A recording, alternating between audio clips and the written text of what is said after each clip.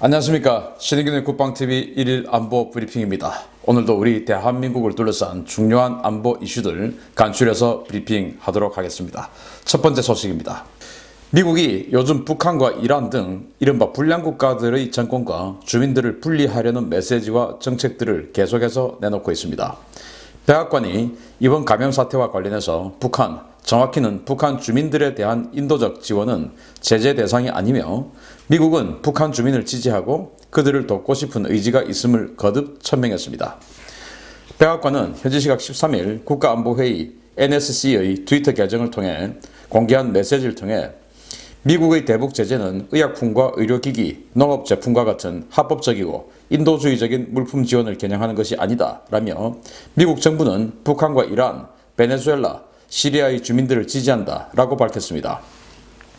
NSC는 이 메시지와 함께 지난 9일 재무부가 공개한 이번 팬데믹 사태와 관련한 인도주의적 지원에 대한 미국의 입장 성명을 공유하며 미 정부는 이러한 인도적 지원이 투명한 채널을 통해 주민들에게 전달될 수 있도록 전념하고 있다는 메시지도 함께 전했습니다.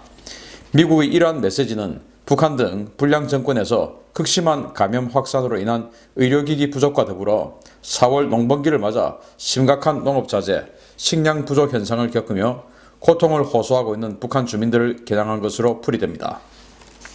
이러한 메시지는 미국과 국제사회는 주민들을 지원할 의지가 있고 준비도 되어 있지만 이를 가로막는 것은 북한 정권이라는 점을 북한 주민들에게 명확히 함으로써 정권과 주민을 갈라놓는 고도의 심리전의 일환으로 해석됩니다. 자, NSC 이제 국가안보회의가 나섰어요. 그래서 레짐 체인지를 위한 이 하나하나의 단계를 지금 초석을 깔고 있는 것입니다. 왜냐하면은 지금 이 전염병 사태로 인해서 북한이 굉장히 힘들고 그리고 지금 이제 파종을 해야 하고 이제 그 벼농사를 위해서 여러 가지 준비를 해야 되는 그런 시기 아니겠습니까? 그러면 비료도 만들어야 되고 종자도 생산을 해야 되고 이런 여러 가지 상황이 있는데 이런 거 다 우리 지원해 줄 수 있다. 그런데 문제는 북한 정권이 이걸 제대로 이 주민들에게 나누어줄지 이 검증이 되지 않는다. 그래서 우리는 항상 준비되어 있고 의지도 있다. 생각도 있다. 준비도 다 돼 있다. 그런데 주면 지들이 위해서 다 잘라 먹으니까 우리가 줄 수가 없는 거 아니냐. 그래서 미국을 비롯한 국제사회는 주민들에게 하나하나 나누어 주는 것이 검증이 된다면 이라는 이제 전제가 다 붙거든요. 그런데 이게 검증이 안 되니까 그 검증하는 것을 허락을 하지 않죠.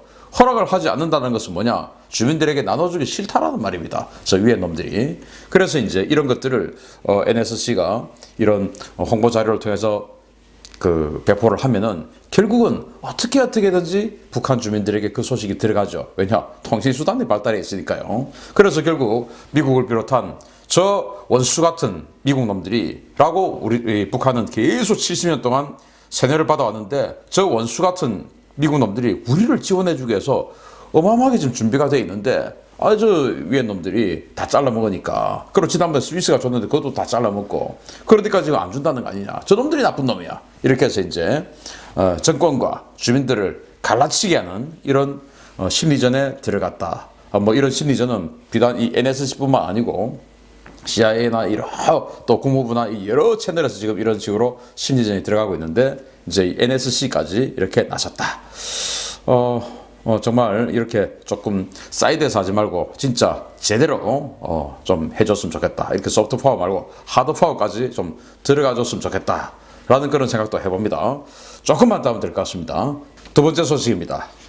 춘공기와 농번기가 겹치면서 북한 주민들이 당국의 수탈과 폭정에 고통을 넘어 붕괴하고 있다는 소식입니다. 북한 당국이 양묘장 조성 비용을 주민들에게 떠넘기고 있습니다. 최근 북한 전역도 한 해 농사 준비로 바쁜 가운데 당국이 모내기를 위한 모종과 농자재 마련은 물론 최근 김정은이 지시한 산림녹화 사업을 위한 양묘자재도 주민들에게 요구하고 있어 전국 각지에서 반발이 커지고 있습니다. 자유아시아 방송이 13일 북한 현지 소식통을 인용해 보도한 바에 따르면 북한 당국은 최근 전국적으로 산림복구 사업에 나서며 각 도와 시군 단위로 양묘장 건설을 추진 중인데 이 비용과 자재 조달을 모두 주민들에게 떠넘기고 있습니다. 소식통은 양묘장 건설을 한 달 이내에 끝내라는 지시가 내려와 각 기관과 기업소, 학교까지 비용과 자재 조달을 위한 물자 과제에 비상이 걸렸다면서 주민들이 한꺼번에 장마당에 나가 공구와 자재를 구입하다 보니까 전염병으로 한산하던 장마당이 인산인해다라고 전했습니다.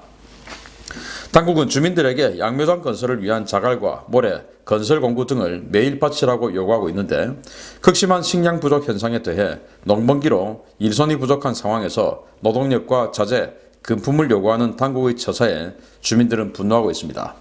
양강도의 한 소식통은 주민들은 비루스 사태 때문에 장사도 되지 않아 생계가 어려운 마당에 중앙에서 이를 도와주지는 못할 망정 물자 과제만 강요해 모두가 분노하고 있다라고 전했습니다. 수탈에도 정도가 있는데 김정권 정말 얼마 가지 못할 것 같습니다.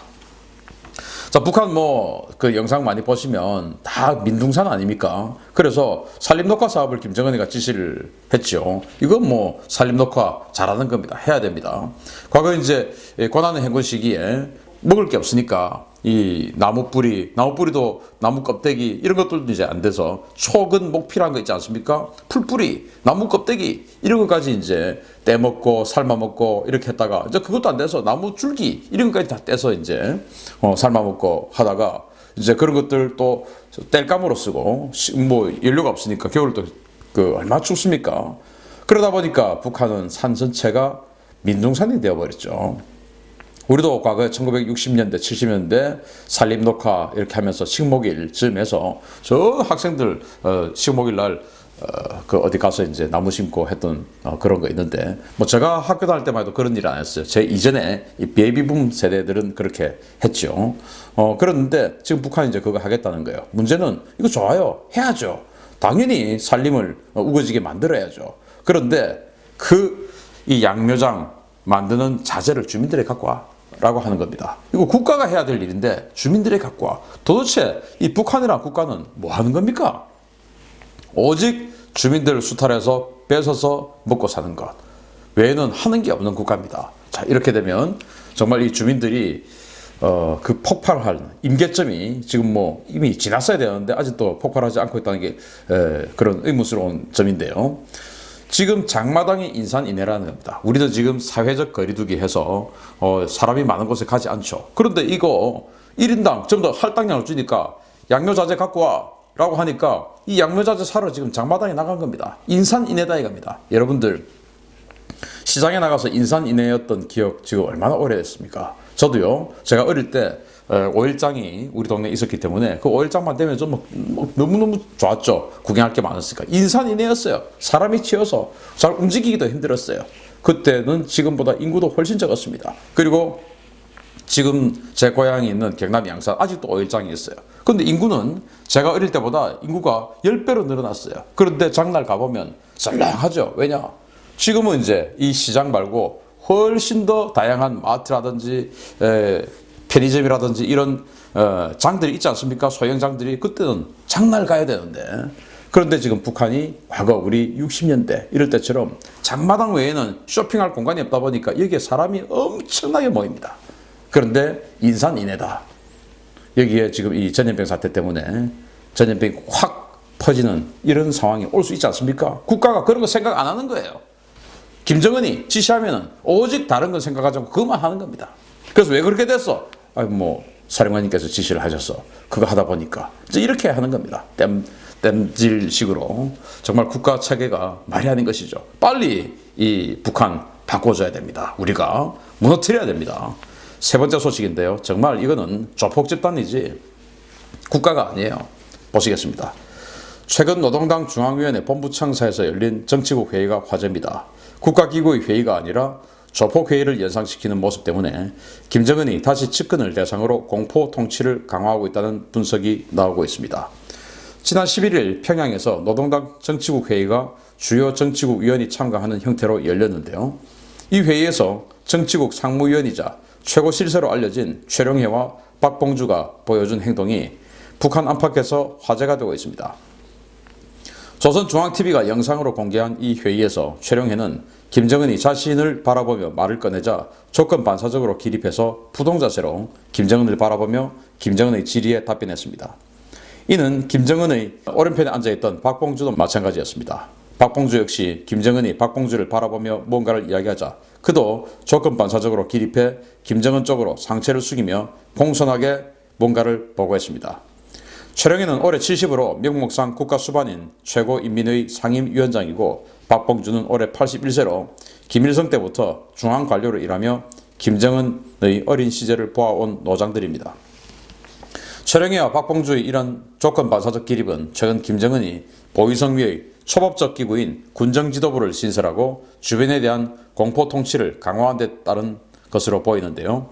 역사적으로 제대로 된 리더십이 아닌 힘에 의한 공포 통치를 벌였던 독재자가 오래가지 못했다는 교훈은 김정은을 아직 모르는 것 같습니다. 자, 역사적으로 다 측근들에게 죽었습니다. 시저도 마찬가지고요. 다 그랬어요. 김정은 근데 최근에 지난달 말에 우리 한국 국회, 대한민국 국회의 입법조사처가 밝힌 내용이죠. 정보위원회 보고한 내용입니다. 지금 여러 가지 상황에 이런 그 정책 실패를 최룡해, 명목상 국가 최고 수반인 최룡해에게 뒤집어 씌워서 최룡해를 처형할 가능성이 있다. 라고 보고를 한 겁니다. 그거 최룡해가 왜 안 받겠습니까? 우리 국회 입법조사처에서 발행한 그 보고서 언론을 통해서 공개가 됐고 우리 국방TV를 통해서 공개가 됐는데 그 최룡해 왜 모르겠습니까? 내각 수반 또 내각 총책임자 이런 사람들에게 대해서 이 행정이 잘못되고 있는 거 이거 전부 책임 씌워서 처형할 수 있는 겁니다. 왜 안 하겠습니까? 군부 최고실권자였던 현영철 그리고 행정 최고실권자였던 장성태 자신의 삼촌이죠. 마구마구 처형하는데 이 사람들이 뭐라고 가만 놔두겠습니까? 자기가 살기 위해서라면. 그러니까 지금 서서 답변하는 것도 모자라 그냥 서서 꼿꼿하게 답변하면 금방 져버릴까 봐 서서 이렇게 숙여서 합니다. 정말 이건 조폭도 이렇게는 안 하죠. 뭐 조폭 회의 제가 가보진 않았는데 영화로 봐도 조폭도 이렇게 안 하는 것 같더라고요. 이거는 국가가 아닙니다. 빨리 우리가 바꿔줘야 됩니다. 자, 최룡해, 박봉주, 제가 지금 말씀드립니다. 곧 당신들 여러 가지 제목을 씌워서 처형될 가능성이 높은데 뭔가 빨리 결심하기 바랍니다. 살기 위해서 결심하세요. 마치겠습니다. 감사합니다.